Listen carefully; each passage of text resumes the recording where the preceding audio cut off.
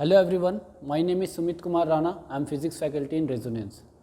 तो अभी तक हमने इलेक्ट्रिसिटी चैप्टर का इलेक्ट्रिक एनर्जी कंप्लीट कर लिया, ठीक है ना। हमने क्या देखा, इलेक्ट्रिक एनर्जी यू से रिप्रेजेंट करा जाता which is equal to VIT। ये फॉर्मूला हमने देख लिया इलेक्ट्रिक एनर्जी का।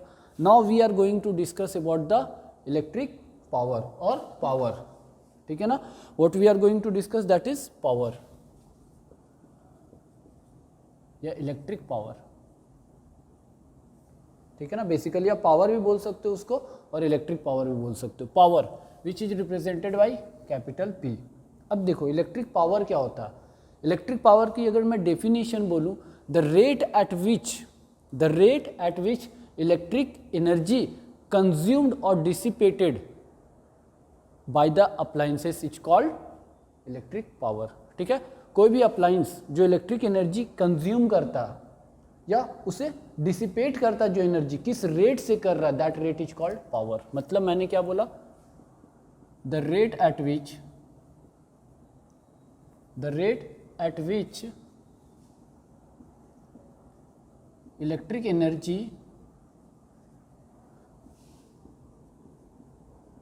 कंज्यूम्ड और डिसिपेटेड इज कॉल्ड पावर, ठीक है ना। इसे क्या बोलते हैं, पावर बोलते हैं, ठीक है। We are talking about the electric power, so we say that electric power है ना, कॉल्ड इलेक्ट्रिक पावर। अब देखो ये इलेक्ट्रिक पावर की बात हो गई। अब यहां पे मैं बोलूं, अगर mathematically if you talk about the mathematically, power is equal to U upon T।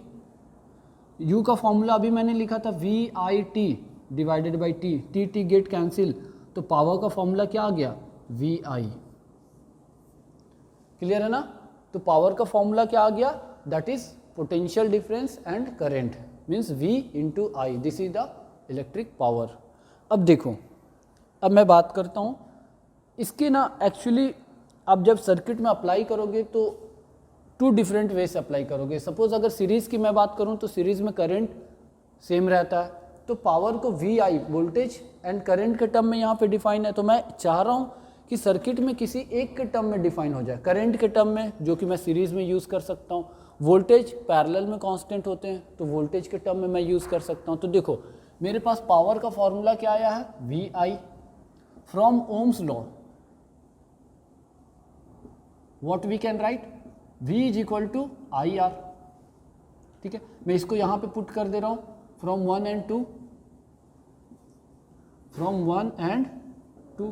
तो देखो power is equal to V के प्लेस पे मैं IR लिख सकता हूं और R ऑलरेडी था, तो दिस इज I² R। तो पावर का ये फॉर्मूला हो गया I² R।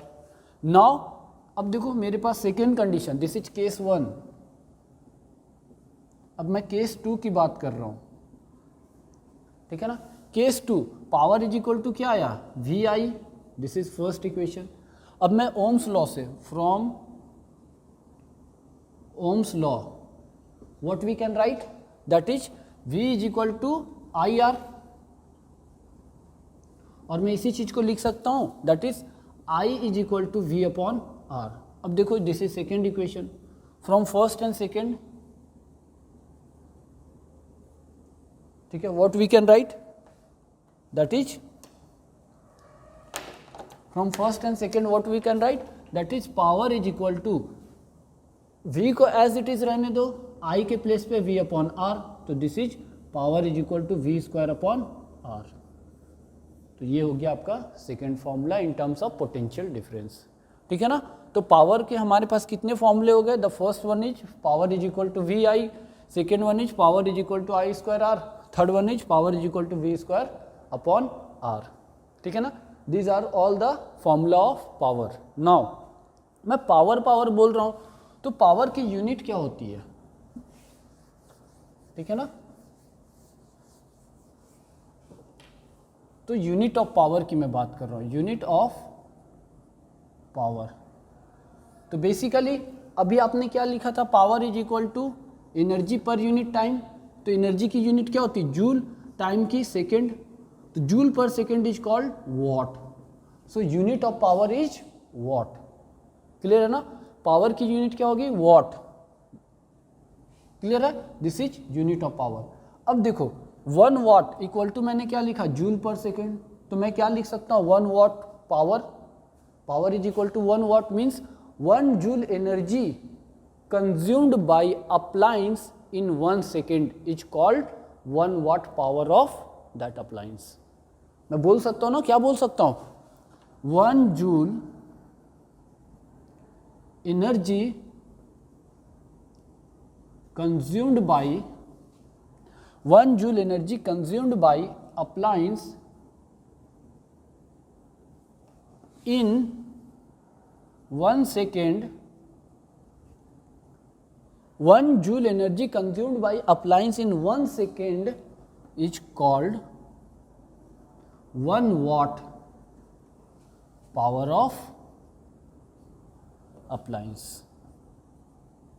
किसी भी इलेक्ट्रिकल अप्लायंस की 1 वाट अगर पावर दे रखा है तो इसका मतलब यही होता है कि वो 1 सेकेंड में 1 जूल एनर्जी क्या करेगा, कंज्यूम्ड करेगा। ठीक है, दैट इट मीन। तो यूनिट ऑफ पावर क्या हो गया, वॉट हो गया। ठीक है ना। अब मैं बताऊंगा आपको, जैसे आप घर पे यूज़ करते हो ना, फ़ैन यूज़ करते हो, बल्ब यूज़ करते हो, रेफ्रिजरेटर यूज़ करते हो, रूम हीटर यूज़ करते हो, तो वो क्या कर रहा, वो एनर्जी ले रहा, ईच सेकेंड वो एनर्जी ले रहा, कंज्यूम्ड कर रहा। तो एनर्जी ले रहा, कंज्यूम्ड कर रहा और फाइनली आपके घर पे इलेक्ट्रिसिटी बिल आती है। तो बोलते हो ना 10 यूनिट हो गया। अगर 10 रुपये पर यूनिट होते हैं तो 10 यूनिट के कितने होंगे, 100 रुपीज़ हो जाएंगे। तो 100 रुपीज़ आप पे करते हो।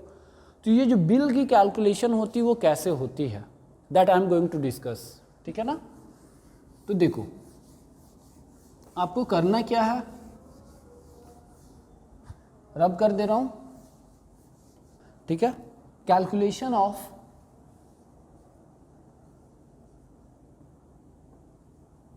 Electric bill. इलेक्ट्रिक बिल की कैलकुलेशन कैसे करोगे, that I am going to discuss. तो देखो इलेक्ट्रिसिटी एनर्जी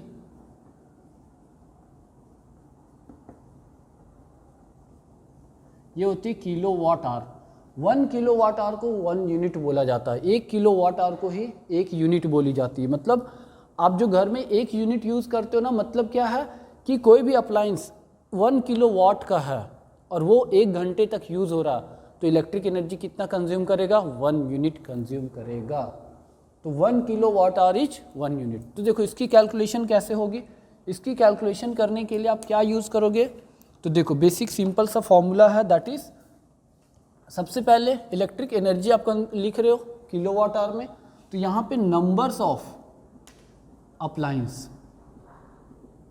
कितने अप्लायंस यूज़ कर रहे हो, कितने पंखे यूज़ कर रहे हो, कितनी लाइट यूज़ कर रहे हो, into power of appliance. Appliance की क्या पावर है, कितने पावर का वो अप्लायंस है, और वो पावर किस में होना चाहिए, दैट इज वॉट, वॉट में होना चाहिए। और कितने टाइम के लिए यूज़ कर रहे हो, टाइम, और ये टाइम किस में होने चाहिए, आर में होने चाहिए, और divided by 1000।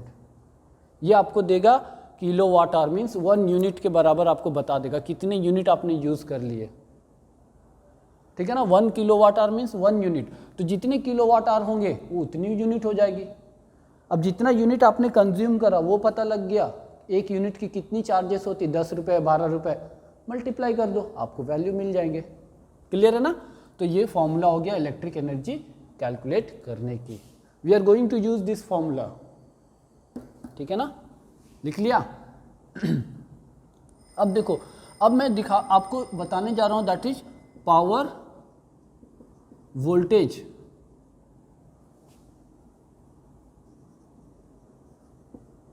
Rating of electrical appliance.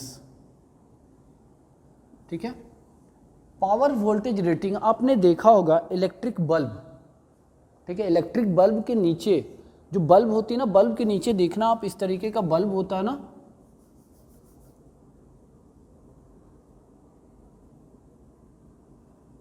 इसके बल्ब के नीचे देखना स्पेसिफिकेशन दिया होता। स्पेसिफिकेशन दिया क्या होता है, दैट इज 60 वाट बल्ब या 100 वाट बल्ब या 120 वाट बल्ब और 220 वोल्ट। तो ये जो स्पेसिफिकेशन दी हुई ना, इसी को बोला जाता है पावर वोल्टेज रेटिंग। ये बेसिकली क्या बोलता है कि अगर if this bulb is operated in 220 volt potential difference, इस पोटेंशियल डिफरेंस में अगर इसको ऑपरेट करोगे तो वो कितना पावर कंज्यूम करेगा, 60 वाट, मीन्स 60 जूल पर सेकेंड वो इलेक्ट्रिकल एनर्जी कंज्यूम करेगा। इसका मतलब क्या है कि अगर आप 220 वोल्ट पे बल्ब को ऑपरेट करोगे तो वो 60 वाट एनर्जी कंज्यूम करेगा, 60 वाट पावर कंज्यूम करेगा। पावर मतलब 60 जूल पर सेकेंड, एक सेकेंड में 60 जूल की एनर्जी क्या करेगा, वो कंज्यूम्ड करेगा। क्लियर है मेरी बात? ठीक है ना। तो when we operate this bulb at 220 volt it will consume 60 watt power और 60 joule per second energy. This we call power voltage rating of electrical appliances. हर इलेक्ट्रिकल अप्लायंसेस का ये रेटिंग होता है कि कितने पोटेंशियल पे आप ऑपरेट करोगे तो कितनी पावर वो कंज्यूम करेगा। क्लियर है? नाउ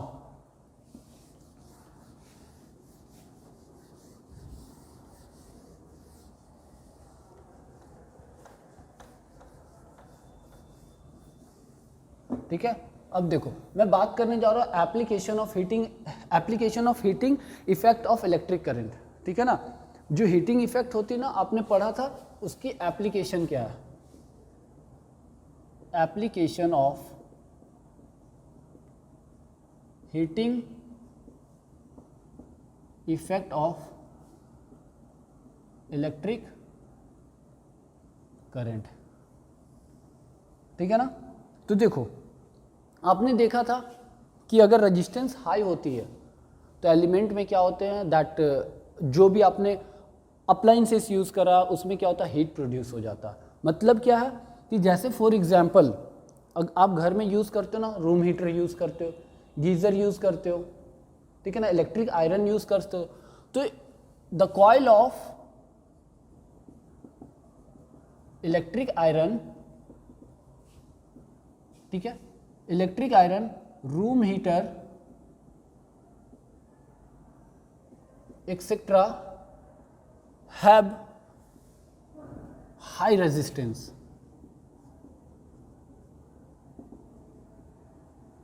अब उसकी हाई रेजिस्टेंस होगी तो होगा क्या, अपोजिशन ज़्यादा बार बार कोलाइड करेगा इलेक्ट्रॉन, तो हीट प्रोड्यूस होगा।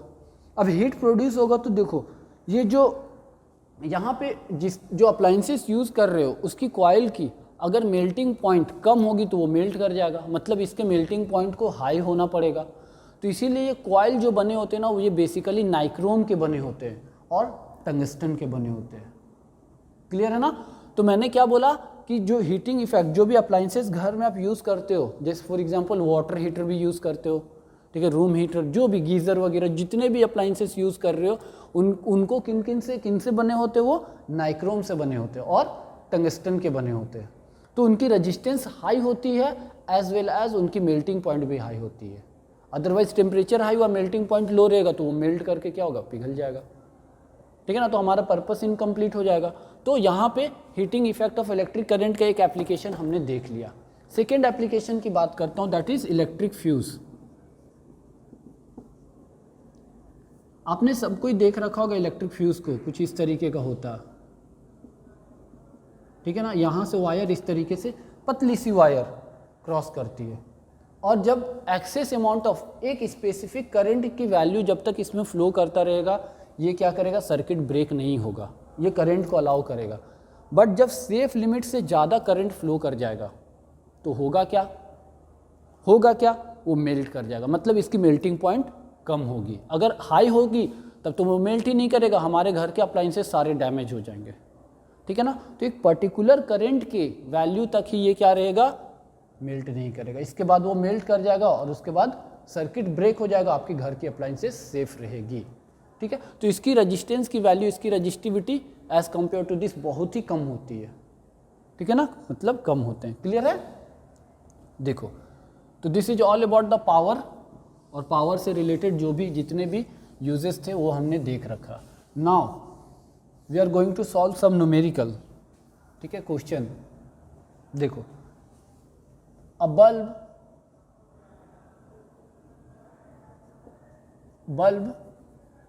60 watt and through it 0.5 ampere current pass, ठीक है। find the charge that flow through it in 2 hours।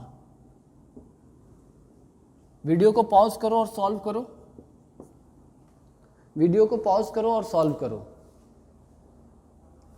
ठीक है। देखो क्या दे रखा, एक बल्ब दे रखा, उसकी रेटिंग दे रखी है 60 वॉट की वो बल्ब है, ठीक है ना। अब उससे करंट कितना फ्लो कर रहा, I is equal to 0.5 ampere का करंट फ्लो कर रहा है। अब मेरे को चार्ज बताना है और वो कितने टाइम में, 2 आवर्स में, और इसकी पावर रेटिंग दे रखी है 60 वॉट, ठीक है ना। तो देखो मेरे पास फॉर्मूला है, that is I is equal to Q upon T. मेरे को Q चाहिए तो Q is equal to IT, लेकिन ये देखो टाइम किस में दे रखा, R में दे रखा, तो मेरे को इससे कन्वर्ट करना होगा 2 इंटू 60।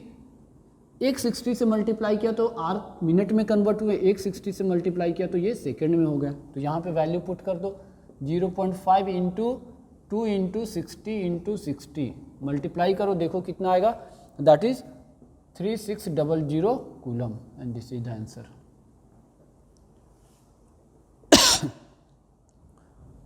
ठीक है ना। Now next question,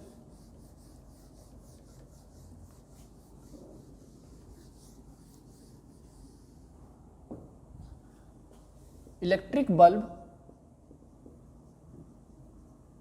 60 watt at 220 volt and 100 watt at 220 volt connected in parallel with 220 volt supply line. Find the current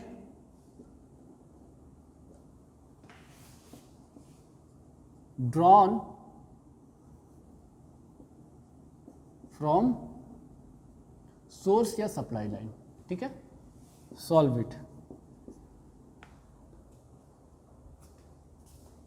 दो इलेक्ट्रिक बल्ब है, दोनों किस में कनेक्टेड है, सॉल्व कर लिया। देखो मैच करो, दो इलेक्ट्रिक बल्ब है और दोनों किस में कनेक्टेड है, पैरेलल में कनेक्टेड है। इसकी पावर दे रखी है 60 वॉट और ये कितने पे है, 220 वोल्ट। इसकी स्पेसिफिकेशन है, सेकेंड वाले का स्पेसिफिकेशन कितना, 100 वॉट और 220 वोल्ट पे ऑपरेट कर रहा है, और लाइन की जो सप्लाई है वो भी कितना, 220 वोल्ट है। यही कंडीशन है। अब देखो मेरे को ये बताना है कि करंट कितना यहाँ से फ्लो कर रहा, मीन्स I यहाँ से आया, I1 इसमें गया और I2 इसमें गया, तो मैं लिख सकता हूँ that is I is equal to I1 plus I2, ठीक है ना। I यहाँ से गया, I1 प्लस I2। अब ये वाले के लिए फर्स्ट बल्ब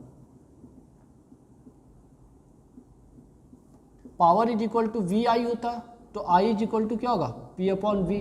P की वैल्यू कितनी है, 60 वॉट की है, और V की वैल्यू 220। ये कैंसिल हुआ, 0 0, 2 3 जा 6, 2 11 मीन्स 3 अपॉन 11 एम्पेयर। किससे जा रहा, फर्स्ट बल्ब से, मीन्स मैं I1 बोल देता हूँ। सेम उसी तरीके से for second bulb, what we can write, power is equal to VI, I is equal to क्या होगा, P अपॉन V। तो इसे I2 मैंने बोला है सेकेंड बल्ब के लिए, तो इसकी पावर कितनी दे रखी है, 100 वॉट, और ये कितने पे ऑपरेट हो रहा, 220 वोल्ट, ठीक है ना। ये 0 कट गया, ये 2 5 टाइम्स में, 2 11 time, this is 5 upon 11 ampere. अब मैंने क्या बोला, नेट जो करंट है वो कितना होगा, I is equal to I1 plus I2। तो I कितना, 3 upon 11 plus 5 upon 11 which is equal to 8 upon 11 ampere. This is the current that drawn from the supply line. Clear है ना? समझ आया किस तरीके से सॉल्व करने हैं? Now moving to the next question. Video को पॉज करो, लिख लो।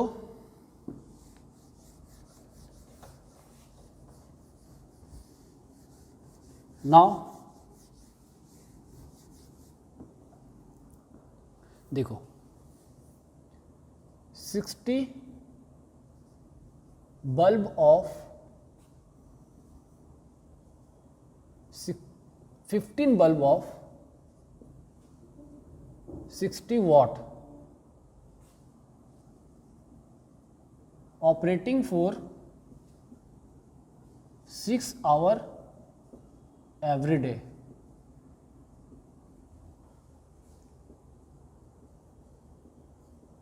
Refrigerator of 300 watt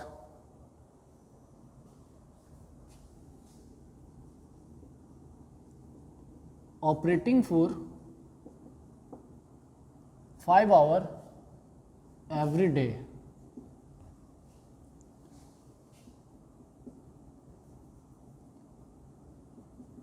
If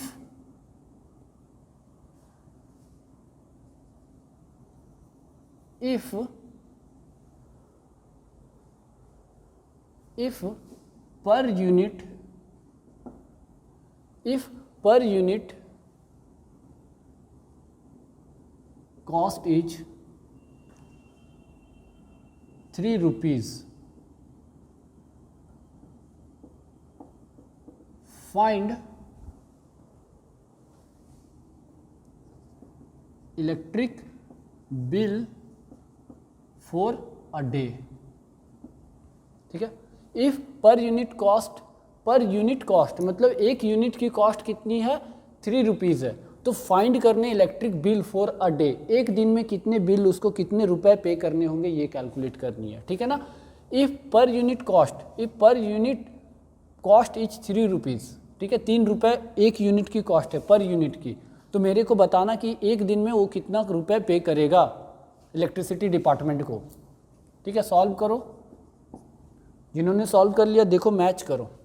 अभी मैंने बोला था 1 kilo watt hour is equal to 1 unit. इसको कैलकुलेट करने के लिए मैंने क्या बोला था? इसे कैलकुलेट कैसे करोगे? देखो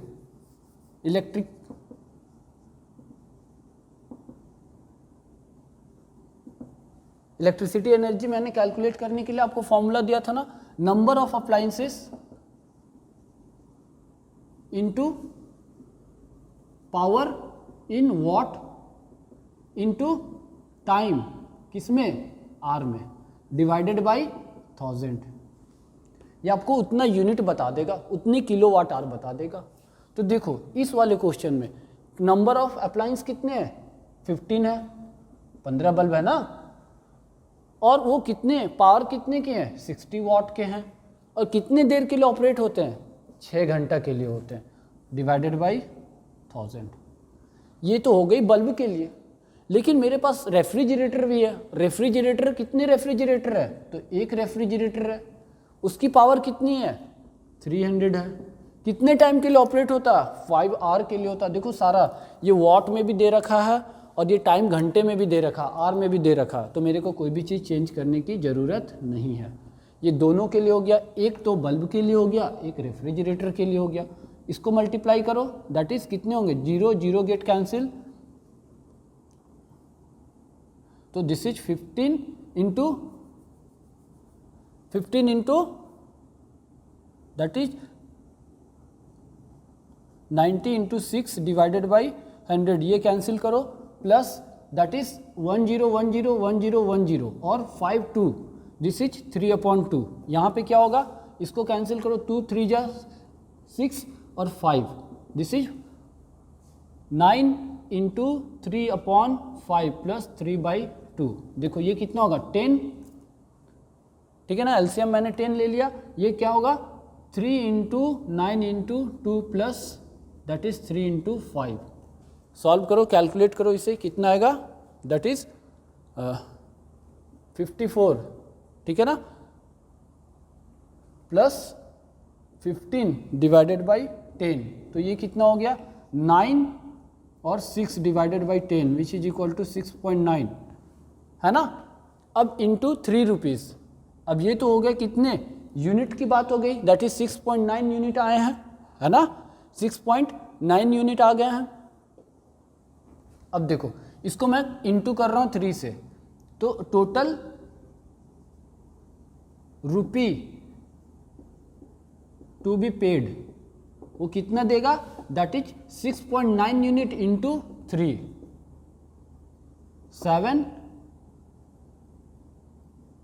19 रुपीज़ और 70 पैसे वो पे करेगा, ठीक है ना, होगा ना 2 और दिस इज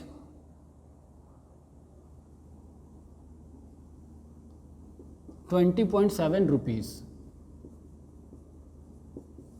ठीक है, 20.7 रुपीज़ वो क्या करेगा, पे करेगा। ये हो गया इलेक्ट्रिसिटी बिल की पेमेंट, क्लियर है ना। तो this is how you have to proceed the question, this is how you have to solve the question. So this is all about the today's topic. So thank you.